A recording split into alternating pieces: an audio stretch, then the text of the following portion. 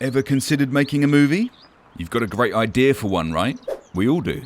Kayla certainly does. She's decided that what the world needs is a good sci-fi rom-com. And having that idea is just the first of a few key stages required to help make her project happen. What she really needs, though, is to prepare a pitch. She's got to wow those investors who'll be able to provide the bucks. Funding. Next, she'll have to convince their backers that the idea is doable.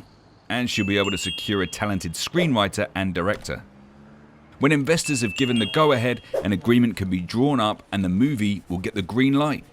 While your job may not involve making blockbusters, the similarities between filmmaking and business project management are clear. In both fields, effective initiation of a project is critical.